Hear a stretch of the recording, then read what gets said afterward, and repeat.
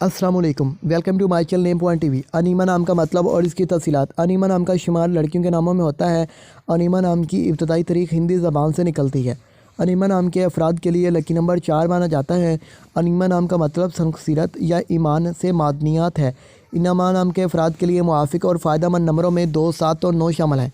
Enema नाम के हिंसों के मुताबिक अनीमा नाम के अफराद के लिए हुक्मरानी वाले घंटे 7 AM से 9 AM हैं, जबकि खुशकिस्मत दिनों में मंगल, जुमेरात शामिल हैं। अनीमा के हाकिम सियारों में मरीज़ शामिल है। खुशकिस्मती वाली दातों में हिंसों के असाब से तांबा, लोहा शामिल है।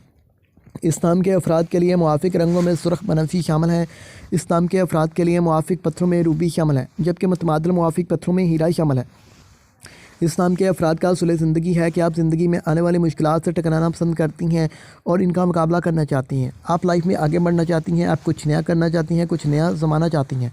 तो आप हमारे चैनल नेम पॉइंट टीवी को ज़रूर सब्सक्राइब, लाइक और वीडियो को